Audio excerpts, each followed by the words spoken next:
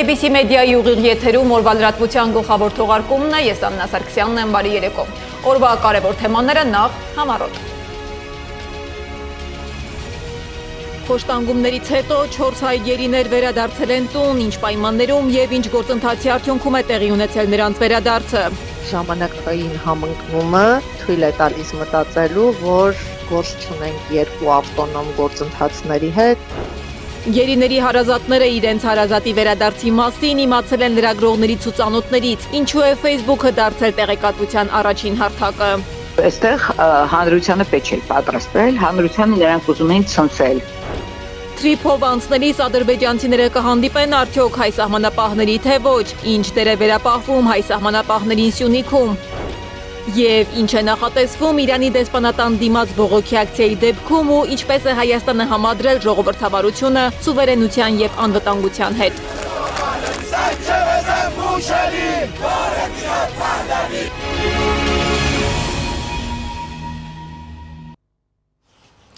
Ի վերջո սիրիացի վարձկաններին Թուրքիայի միջոցով Սիրիային հանձնելը Բաքվից հայ գերիների վերադարձի հետ կապ ունի, թե ոչ։ Արդեն մեկ օր է հարցը քննարկում են տարբեր ձևաչափերով, հասկանալու համար համարժեք է եղել արդյոք փոխանակումը։ Նիկոլ Փաշինյանը հերքում է այս երկու թեմաների կապը, մինչդեռ փորձագիտական շրջանակները համադրում են ժամանակագրությունն ու բարձրացնում իրավական հարցեր։ Ինչ է տեղի ունեցել բանակցային գործընթացում եւ ինչ դիտարկումներ են անում իրավապաշտպաններն ու միջազգային իրավունքի մասնագետները, Սեդա Մակարյանն է ներկայացնում։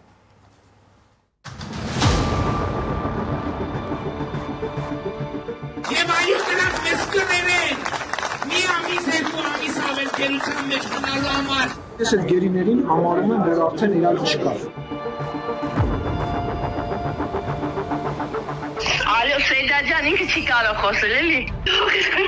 Մենք ճիշտ ասած ոչինչ չգիտենք, նոր իմացանք։ Ձեռքի դաջվածքն այրելով հեռացրել, առաջին բժշկական օգնությունից զրկել, հաշմանդամության են հասցրել Ադրբեջանում պահվող հայ գերիներին, որոնք տարիներ շարունակ կտանքների ենթարկվելուց հետո վերադարձան հայրենիք։ Նույն օրը հայկական կողմն արտահանձնել է Սիրիայի երկու ահաբեկչի, որոնք Հայաստանում դատապարտվել էին ՑՄ ազատազրկման։ Իշխանությունը պնդում է, որ այս երկու գործընթացները կապ չունեն միմյանց հետ, սակայն մի շարք մասնագետներ նկատում են ժամանակային համընկնումներ եւ դրանց հնարավոր փոխկապվածությունը դիտարկում են բանակցային գործընթացի շրջանակում իրականացված քայլեր։ Ըստ նախկին մարդու իրավունքների պաշտպանի սա նշանակում է հավասարության նշան դնել անմեղ մարդկանց եւ ահաբեկիչների միջև։ Սա կրկին ապացուցում է, որ այս իշխանությունը եթե անգամ ինչ-որ լավ բան է անում, ապա միևնույն է ձախողում է։ Այդ սիրիացի վարձկան ահաբեկիչները, որոնցով իրականացվեց փոխանակումը,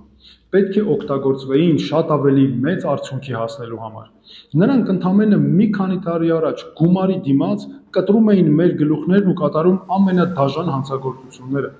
Հայ գերիների վերադարձը հասարակության համար միանշանակ դրական եւ սպասված իրադարձություն է։ Միևնույն ժամանակ միջազգային իրավունքի մասնագետները ընդգծում են, ցանկացած գործընթացի արդյունավետությունը պետք է գնահատել ոչ միայն արդյունքով, այլև կիրառված մեխանիզմներով։ Միջազգային իրավունքի մասնագետ Սիրանուշ Սահակյանը կարևորում է գերիների վերադարձը, սակայն ուշադրություն է հրավիրում այն հանգամանքի վրա, որ նման գործընթացները ցանկալի է կառուցել համարժեքության եւ կանխատեսելիության սկզբունքներով, հետագա ռիսկերը նվազեցնելու համար։ Իմ ունեցած տեղեկություններով Հայաստանում ադրբեջանցի ռազմագերիներ չեն պահվում, նրանք հայրենադարձվել են շատ վաղ ժամանակահատվածում, ի կատարումը նոյեմբերի 9-ի հայտարարության, հետագա բոլոր միջադեպերից հետո երկկողմանի հարցերը լուծում են ստացել, մենք ադրբեջանցի որևէ զինծառայող Հայաստանի Հանրապետությունում չունենք։ Կառավարության նիստում Նիկոլ Փաշինյանը հայտարարել է, որ գերիների վերադարձն ու Սիրիայի քաղաքացիների արտահանձնումը տարբեր գործընթացներ են եւ չեն կարող դիտարկվել մեկ գործարքի շրջանակում։ Մենք ուզում ենք եւ աշխատում ենք նաեւ Սիրիայի Արաբական Հանրապետության հետ մեր հարաբերությունների հետագա զարգացման ուղղությամբ եւ այդ թվում մենք հույս ունենք, որ այդ որոշումը, որը բարեկամական որոշում է Սիրիայի նկատմամբ, այդ թվում Սիրիայի հայ համայնքի շուրջ մթնոլորտը ավելի նպաստավոր կդարձնի։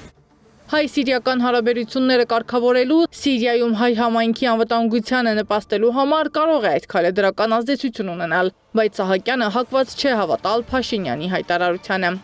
ժամանակային համընկնումը թույլ է տալիս մտածելու, որ գործ չունենք երկու ավտոնոմ գործընթացների հետ եւ անխուսափելի է կապը երկու գործընթացների միջև։ Հայաստանի նախկին մարդու իրավունքների պաշտպան Լարիսա Ալավերդյանը, որը տարիներ շարունակ զբաղվել է գերիների հարցերով, պնդում է, սա քաղաքական գործընթաց էր, ինչը հանցագործություն է միջազգային իրավունքի դեմ։ 26 թիվն է, մոտենում է տվյալ դեպքում այսպես լինել չլինելու հարցը այս այլ պետության ներկայացուցիչ ԿՊ-ականների համար, դա կյանքի ու մահու պահ է։ Եվ այս առումով մենք պետք է սպասենք, որ բացի, ինչպես արդեն Իլհամ Ալիևը ասեց, ռազմաքաղաքական ղեկավարության Արցախի հանրապետության մնացածներին կարող են այդպես մաս-մաս ուրախություն պատճառել Հայաստանի այսպես հասարակությանը։ Տեղի ունեցած Ալավերդյանը քաղաքական առևտուր է որակում, պնդելով անկախ ամեն ինչից 4 հայի վերադարձն ուրախալի լուր է։ Նախկին ՄԻՊ-ը նաև պատահական չի համարում, որ նախընտրական շրջանում են վերադարձել գերիները, կանխատեսում է, բացի ռազմաքաղաքական ղեկավարներից մնացած պատաններին վերադարձնելու են մինչև ընտրություն։ Սովետական ժամանակ եղել է այդպիսի բան, որ прошла зима, настало лето, спасибо партии за это։ Հիմա ես կոչ եմ անում, որ չընկնենք մենք այդ անեկդոտային վիճակի մեջ։ Էլի եմ ասում բոլոր ընտանիքների հետ կիսելով այդ ուրախությունը հիշեք, դա կեղտոտ քաղաքական եւ ես կասեի արյունոտ քաղաքական այդ խաղ է։ Փորձագետները կանխատեսում են, որ նախընտրական փուլում մյուս գերիների վերադարձը հրաշքի ժանրից չէ, բայց դրա գինը հետո հայը թանկ է վճարելու։ Սեդա Մակարյան, Նոնա Գևորգյան, ABC Media։ Գերիների վերադարձի շուրջ քննարկումները չեն սահմանափակվում միայն բանակցային գործընթացներով։ Գերիների վերադարձի դուրը հանրությանը փոխանցվեց արագ վարչապետի Facebook-յան գրառմամբ։ Սակայն մինչ այդ հրապարակումը, ինչպես պարզվում է, որևէ պետական մակարդակով նախապես չեն խոսել գերիների ընտանիքների հետ։ Ամուսինների, ծնողների ու երեխաների համար այդ լուրը չի հնչել պաշտոնական զանգով կամ հանդիպմամբ, այլ իմացել են լրագրողներից ու ծանոթներից։ Ինչպես են գերիների հարազատները տեղեկացել իրենց ամենասպասված լուրի մասին եւ ինչու է տեղեկատվության հրապարակման այս ձևը դարձել իրավապաշտպանների քննադատության առարկա, Անահիտ Սարգսյանի ռեպորտաժում։ Հայաստան վերադարձած գերիներից Վիգեն Էյուլջեքչյանի կինը Լինդա Էյուլջեքչյանը ABC Մեդիայի հեռախոսազանգից է տեղեկացել, որ ամուսնուն ազատել են գերությունից։ Վագիվ Խաչատրյանի դուստրը Վերան ընկերուհու հեռախոսազանգից է իմացել։ Փաստացի, գերիների հարազատներից որևէ մեկին չեն տեղեկացրել իրենց հարազատի վերադարձի մասին։ Բոլորի պես Նիկոլ Փաշինյանի գրառումից են իմացել։ Այս թվում է իշխանությունները ուզում են ցնցել հասարակությանը, իբրի ինչ են արել, ասենք էլի գերագնահատել իրենց ներդրումը այս հարցում, իմ տպավորությամբ դա էր պատճառը, որ չեն տեղեկացրել, բայց ասենք ոնց կարելի է չտեղեկացնել այդ մարդկանց։ Իրավապաշտպան Ժաննա Ալեքսանյանը գերիների ընտանիքներին չտեղեկացնելը կապում է իշխանության անուշադրության հետ։ Ըստ նրա պարզապես պակասում է պետական հոգացությունը։ Այստեղ չկա որևէ անվտանգային կամ իրավական հարց։ Այստեղ հանրությանը պետք է պատրաստվել, հանրությանը նրանք ուզում են ցնցել։ Ուղղակի ընտանիքները պետք է լինեն մշտապես պետության, հոգացության, ուշադրության ներքո։ Բոլորինը։ Հաշվի չի առնվել որևէ նրբություն։ Facebook-ում գրառում անելուց առաջ պետք էր նախապես տեղեկացնել եւ հաշվի առնել հարազատի հոգեբանական վիճակը։ Կարծում եմ քաղաքացու իրավունքների պաշտպան հասարակական կազմակերպության նախագահ Կարեն Հեքիմյանը։ Նման դեպքերում անհրաժեշտ է ուղղակի նախապես հարազատներին տեղեկացնել, հակառակ դեպքում դա վտանգավորել է։ Գիտեք ինչ, նման լուր իմանալուն պես հարազատը կարող է ուղղակի սիրտը կանգնի ենթադրենք, բառից բուն իմաստով, դրա առողջությանը վնաս։ Բայց իրավապաշտպանը գերիների հարազատներին չտեղեկացնելու պատճառն այլ կերպ է մեկնաբանում։ Այս գործընթացը ոչ թե ղեկավարվել է Հայաստանից, այլ ղեկավարվել է այլ պետությունից, ենթադրաբար Թուրքիայից։ ես վստահ չեմ, ենթադրում եմ Թուրքիայից։ Ու այդ իմաստով, այդ ռակուրսով որ նայենք խնդրին, ապա հասկանալի կլինի, որ Հայաստանի օրվա իշխանությունները ուղղակի չեն տիրապետել այդ ինֆորմացիային։ Հայաստանի իշխանությունները հանդես են եկել ոչ թե որպես պայմանագրային կողմ, այլ որպես մենեջեր, այսինքն կատարող կողմ։ Զանգել են, ասել են, որ լինելու է փոխանակում, իսկ Նիկոլ Փաշինյանը որպես թարմ լուր շտապել է ներկայացնել հանրությանը, կարծում է Կարեն Հեքիմյանը։ Կարմիր խաչից ասացին, որ իրենք ներգրավված չեն եղել այս գործընթացում, այդ իսկ պատճառով չեն կարող մեկնաբանություն տալ։ Համենայն դեպս գերիների վերադարձը տեղի է ունեցել այլ փոխհամաձայնությամբ։ Անահիտ Սարգսյան, Գեղամ Ղազարյան, ABC Media։ Իդեպ Վիգեն Էուլջեքչյանի կինը, որը մեր զանգից էր իմացել ամուսնու վերադարձի մասին, արդեն Հայաստանում է, բայց դեռ չի կարողացել հանդիպել ամուսնուն։ Վիգենը զինվորական քննչական վարչությունում է։ Հիշեցնեմ, որ նա 20 տարվա ազատազրկման էր դատապարտվել Բաքվում, գերեվարվել էր Բերձորի ճանապարհին 44-օրյա պատերազմի հրադադարից հետո։ Իդեպ Լինդան ժամանելուն պես իմ գործընկեր Անի Աբաղյանին է շնորհակալություն հայտնել Բաղձարի լուրը հայտնելու համար։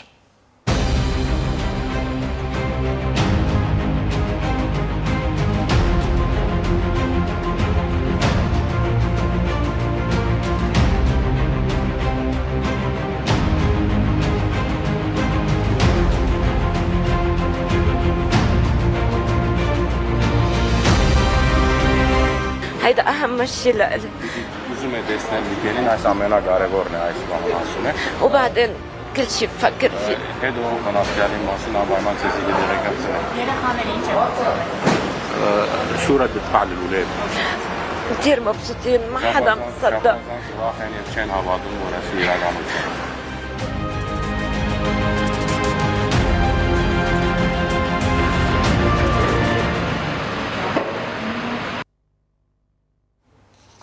Իսկ 70-ամյա Վագիվ Խաչատրյանը, որին գերեվարել էին Հակարիի կամրջին շտապօգնության մեքենայից, այժմ Նորք Մարաշ սրտաբանական հիվանդանոցում է։ Ունի սրտի քրոնիկ հիվանդություն, բայց վիճակը բավարար է։ Իսկ Գևորգ Սուջյանը, որին Բաքուն գերեվարել էր Դավիթ Դավթյանի հետ 2020 թվականի նոյեմբերի 10-ին Բերձորի միջանցքում, գրառում է արել Facebook-ում ու հայտնել, որ հոգին թողել է գերության դաժան ճիրաններում մնացած տղաների հետ։ Դավիթ Դավթյանի հայրն էլ Facebook-ում գրել է, որ տղան առողջական խնդիրներ չունի, տուն է եկել, լավ է։ Գերիների վերադարձի ֆոնին կառավարությունը շարունակում է խոսել խաղաղության տրամաբանության մասին Սյունիքով նախատեսվող թրիփ երթուղու շրջանակում, բայց խաղաղության այս տրամաբանության մեջ մի հարց է մնում առանց հստակ պատասխանի։ Թրիփով անցնող ադրբեջանցիները հանդիպելու են հայ սահմանապահների, թե Հայաստանի սուվերեն վերահսկողությունը կսահմանափակվի փաստաթղթերով ու թվային գործիքներով։ Ֆրոնտ օֆիսը կամ ընդունարանը չի որոշում, որոշումներ կայացնում են Հայաստանի պետական համապատասխան մարմինները, այսինքն back office-ը։ Հիմա դուք ձեր հարցի մեջ հիշատակեցիք Զվարթնոց օդանավակայանը, ես էլ բազմիցս հիշատակել եմ օգոստոսի 8-ին հաջորդած ժամանակաշրջանում Զվարթնոց օդանավակայանը եւ Զվարթնոց օդանավակայանի կարգավորումները գործում են արդեն շատ երկար ժամանակ եւ դրանից Հայաստանի ինքնիշխանությունը, տարածքային ամբողջականությունը հենց Զվարթնոցի հետ կապված կարգավորումներով որևէ կերպ չի տուժել եւ հետեւաբար այն ինչ տեղի ունենում Զվարթնոց օդանավակայանում Հայաստանի Հանրապետության տարածքում, Հայաստանի Հանրապետության մայրաքաղաքում կամ հենց մայրաքաղաքի հարևանությամբ նշանակում է նույնը կարող է տեղի ունենալ Հայաստանի Հանրապետության ցանկացած այս տարածքում եւ դա մեզ համար ընդունելի է։ Վարչապետի պատասխանից դժվար է հասկանալ, այդուամենայնիվ, որտեղ է լինելու հայ սահմանապահը, բայց Փաշինյանը շարունակել է ու խոսել Իրանի հետ հարաբերությունների ու Հայաստանում Իրանի դեսպանի վրդովմունքի ու մեղադրանքի մասին։ Փաշինյանն ասում է, ժողովրդավարական սկզբունքների շրջանակում կապահովեն, որ Իրանի Իսլամական Հանրապետության դեսպանատան գործունեության վերաբերյալ խնդիրներ չառաջանան։ Մենք Հայաստանում ընդհանրապես 2018-ից այսքան Հայաստանում երբեք ոչ միտեղ հանրահավաք չի արգելվել եւ մենք չենք կարող առանձին վերցրած մի դեպքում այլ կերպ վարվել, որովհետեւ դա արդեն իրողություն է, այլ բան, որ մենք այո կիսում ենք, որ արտահայտման ձևերը չպետք է խաթարեն որ Իրանի Իսլամական Հանրապետության եւ որևէ այլ դեսպանատան աշխատանք եւ մենք ուշադիր կհետևենք այդ թվում մտահոգություններին կապված այդ իրավիճակի հետ։ Հայաստանում Իրանի նորանշանակ դեսպանի ասուլիսը եւ դեսպանատան դիմաց տեղի ունեցած բողոքի ակցիաները ցույց են տալիս, որ նույնիսկ ներքին հանրային գործընթացները կարող են ընկալվել որպես արտաքին ազդակ։ Դեսպանի հայտարարությունը հստակ է, սակայն այն նաեւ ազդակ է, որը պահանջում է ուշադիր դիտարկում, հատկապես ԱՄՆ-Իրան հարաբերությունների ու տարածաշրջանային պայմանների ֆոնին։ Ինչ զարգացում կարող է ունենալ Իրանի հետ հնարավոր լարումը եւ ինչ սպասել տարածաշրջանում, Սեդակ Յուրեղյանն է պատմում։ Թեհրանում ձևավորվում է մի պատկերացում, որ Հայաստանը դառնում է Իրանի դեմ թշնամաբար տրամադրված ուժերի համար կենտրոն, հայտարարել է Հայաստանում Իրանի դեսպանը հունվարի 14-ին տված ասուլիսի ընթացքում։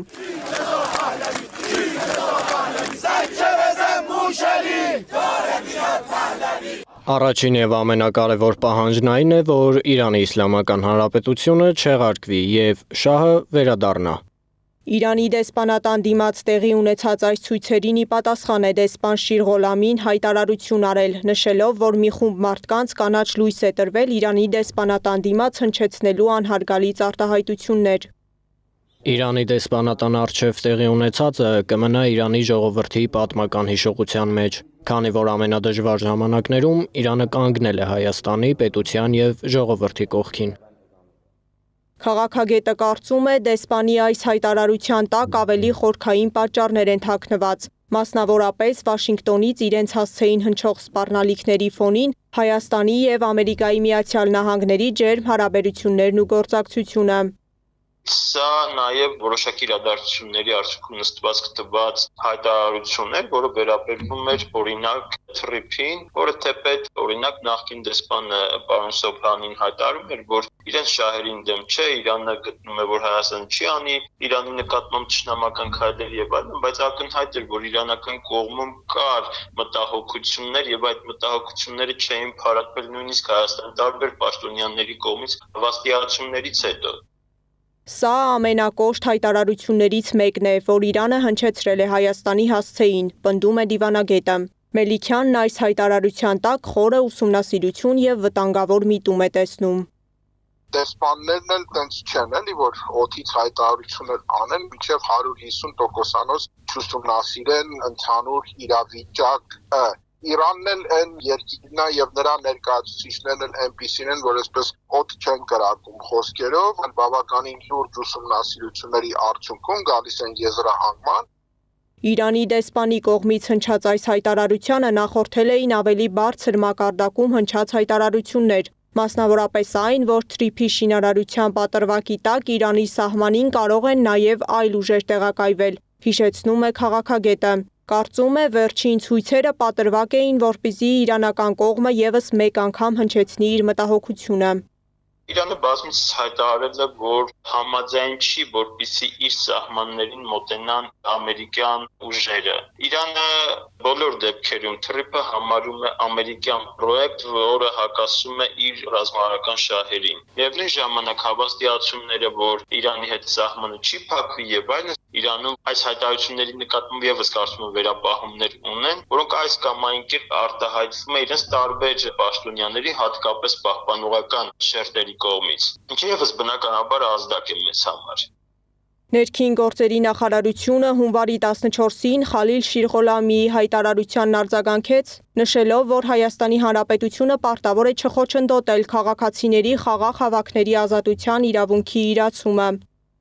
Ներքին գործերի նախարարության կողմից բոլոր նշված հավաքները սպասարկվել են օրենսդրությամբ սահմանված կարգով, ապահովվել է ինչպես հավաքների մասնակիցների, այնպես էլ դեսպանատան շենքի անվտանգությունը։ Իրանի դեսպանի հայտարարությունը Երևանում տեղի ունեցած բողոքի ակցիաների շուրջ ցույց տվեց, որ խոսքը միայն մեկ միջադեպի մասին չէ։ Ամերիկայի Միացյալ Նահանգներ Իրան դիմակայության եւ տարածաշրջանում ձևավորված ներկա աշխարհաքաղաքական պայմաններում անգամ ներքին հանրային գործընթացները կարող են ընկալվել որպես արտաքին ազդակ։ Սեդակ Յուրեղյան, Նոնա Գևորքյան, ABC Media։ Իդեպ Սփյուռքի գլխավոր հանձնակատարի գրասենյակի ղեկավար Զարե Սինանյանը հայտարարել է, որ Իրանում ընթացող զանգվածային բողոքի ցույցերի հետևանքով զոհվել է 2 հայ։ Նա հավելել է, որ անմիջական կապ չկա Իրանի հայ համայնքի հետ, տեղեկությունները ստանում են Հայաստան ժամանած հայրենակիցների միջոցով։ Իրանի արտգործնախարար Աբբաս Արաղչին էլ հայտարարել է, որ իշխանությունը ցուցարարներին կաղաղան հանելու ծրագիր չունի։ Այդ տարբերակը նույնիսկ չի քննարկում։ Նա նշել է, որ դա ընդամենը Թրամփի ապատեղեկատվական արշավն է։ Ավելի վաղ ԱՄՆ նախագահ Դոնալդ Թրամփն էր հայտարարել, որ կձեռնարկի շատ կոշտ գործողություններ, եթե Իրանը սկսի կաղաղան հանել ցուցարարներին։ Արաղչին հայտարարել է, որ ահաբեկչական գործողություններից 3 օր հետո Իրանում իշխանությունը ամբողջական վերահսկողություն ունի։ Իսկ Թուրքիան դեմ է Իրանի դեմ ռազմական գործողություններին այսօր ասուլիսում հայտարարել է արտգործնախարար Հական Ֆիդանը, ընդգծելով, որ Անկարան ուշադիր հետևում է հարևան երկրում զարգացումներին։ Թուրք նախարարը հույս է հայտնել, որ ԱՄՆ-ի եւ Իրանի միջև առկա խնդիրները կլուծվեն կամ ուղիղ, կամ միջնորդավորված երկխոսության միջոցով։ Թուրքիայի համար ձեռնտու է, որ Իրանը լուծի իր խնդիրները միջազգային դերակատարների հետ եւ կանխի անկայունության հանգեցնող իրադարձությունները։ Ve ön alıcı, aynı zamanda sağduyulu.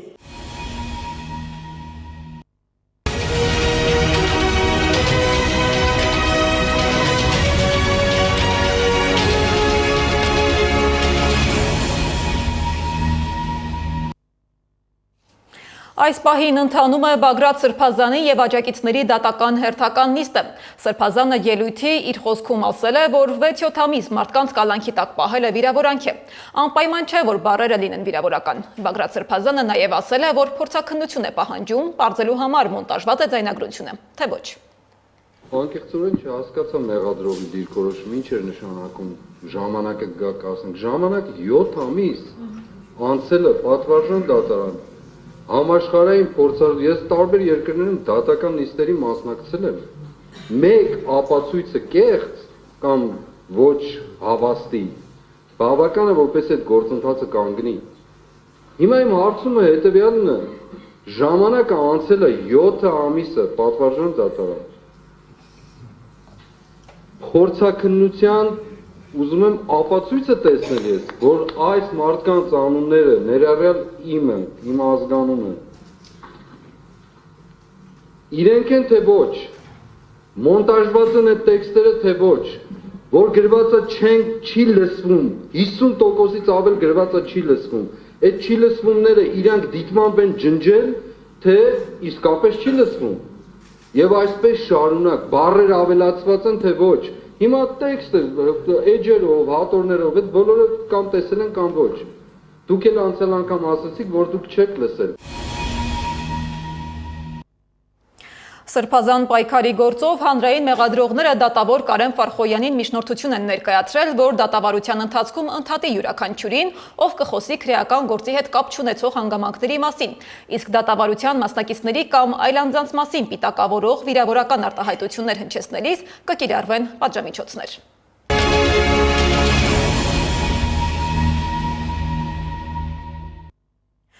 Ինչու է թանկանում հեղուկ գազը։ Հայաստանում հեղուկ գազի գնի աճը պայմանավորված է մի դեպքում Իրանում տեղի ունեցող իրադարձությունների, Ռուսաստանից ներկրվող գազի դեպքում եղանակային պայմանների հետ։ Կառավարության նիստում հայտարարել է էկոնոմիկայի նախարար Գևորգ Պապոյանը։ Վերջին օրերին բենզինի եւ դիզելային վառելիքի գնի նվազմանը զուգահեռ հեղուկ գազը թանկացել է 40-ից 50 դրամով։ Լցակայաններում նախկին 190 դրամի փոխարեն 230-ից 240 դրամ է։ Մինչդեռ կառավարության անդամները բացառեցին, որ թանկացումը կապ ունի Ադրբեջանից 2 անգամ ներկրված բենզինի հետ։ Բայց վերջին շրջանում թանկացել է ամեն բան՝ միսը, կատնամթերքը, ձեթը, մակարոնը, նույնիսկ հացը։ Ինչով է պայմանավորված անհասկանալի գնաճը, Սեդա Մակարյանն է պարզել։ Մարդիկ ստիպված են թեթևացնել գնումների զամբյուղը վճարել կարողանալու համար։ Մինչ թոշակներն ու աշխատավարձները նույնն են մնացել, թանկացել է գրեթե ամեն ինչ՝ միսը, կատնամթերքը, մակարոնեղենը, անգամ հացը։ Տնտեսվարողներն էլ խոստովանում են, ոչինչ չեն կարողանում անել գնաճի շղթան կանգնեցնելու համար։ Միջին աշխատավարձը հազիվ ամսվա սնունդին է բավականացնում, դժգոհում են երևանցիները։ Սննդամթերքի գնաճ նկատում եք։ Այո, իհարկե։ Ինչն է թանկացել հատկապես։ Այսօր առավոտյան ես նկատեցի, որ կանաչեղենը հատկապես թանկացել է։ Առավոտյան շուկա է եկել մեր զրուցակիցը, ճաշ պատրաստելու համար մի քանի գնումներ է կատարել։ Ասում է, ակնհայտ է վերջին ամիսներին սննդամթերքի գնի կտրուկ աճը։ Կաթնեղենը նույնպես երևի թե մի 150-ի կարգի թանկացել է, ծխախոտը նույնպես 100 դրամի կարգի։ Միջին աշխատավարձը նույնիսկ չի բավականացնի միայն սննդի։ Իսկ ապրելը դա շատ լայն հասկացողություն է, միայն կամայն ոչ։ Միսը 11-ից 14%-ով է թանկացել, կարագը 7.2%-ով, ձեթը 8.2%-ով, հացը գրեթե 4%-ով։ Երևանում շրջելու ընթացքում քաղաքացիներն իրենց դժգոհությունն էին հայտնում։ Կարագը թանկացել է, խառը կանաչի ուտենք։ Հատկապես ի՞նչն է թանկացել։ Ամեն ինչն է։ Անհրաժեշտ է մածունը, կաթա, սմետանը, որ առանց դրա հնարավոր չի։ Դու չես կարողանալ 1000 դրամ վերցնես, գնաս մի կաթ, մի մածու սմետան ու տվարով գարնես։ Ինչ է թանկացել ավելի շատ։ Երևի կարագը, անիրեղենը, այդպես ձեթ։ Միջին աշխատավարձով կարելի է ապրել Հայաստանում սա։ Մարդը պիտի լավ ապրի։ Կարագը, կատնամթերքը, մուսամթերքը։ Փոշակով հնարավոր է գնել այդ ամեն։ Ոչ։ Թոշակառուն պետք է ամսվա կեսից ավելի սոված մնա։ Թոշակառուի գումարը միայն դեղորայքին է բավականացնում։ Հաճախակի առևտուր չեմ անում, դրա համար, բայց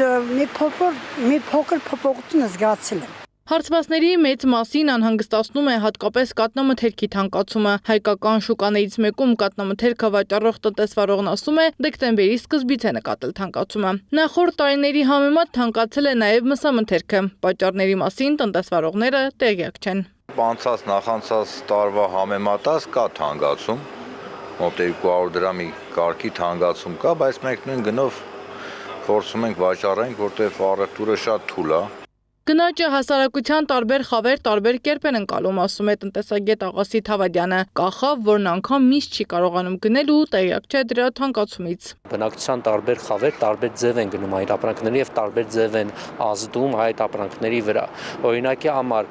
ցածր եկամուտներ ստացող խավը իր եկամուտների մեծ մասը, մոտ 60%-ը ծախսում է սննդամթերքի վրա, իսկ սննդամթերքի գները ավելի բարձր աճ ունեն, այսինքն եթե միջինում 2-3 անգամ ավելի շատ է աճում, քան բազային գնաճ, օրինակ 6-9%, եւ այս տեսանկյունից նրանք ավելի մեծ ազդեցության են զգում, ավելի զգայուն են գնաճի հանդեպ։ Վերջին ամիսների կտրուկ գնաճն ունի տարբեր պատճառներ։ Տնտեսագետն ասում է, յուրաքանչյուր երկրի տնտեսությունում այն անխուսափելի է։ Հայաստանում մի քանի գործոն է ասել սննդամթերքի արժեքների վրա։ Հատկապես կատնամթերքն է աճել վերջին շրջանում, եթե տարվա սկզբին ենթադրենք կես կիլո թթվասեր ենթադրենք 550 դրամ էր, այս պահին 700 դրամ է, այսինքն զգալի է տարբերությունը։ Հիմնականում պետք է հասկանալ, որ Հայաստանում գնաճը ներմուծվող է, այսինքն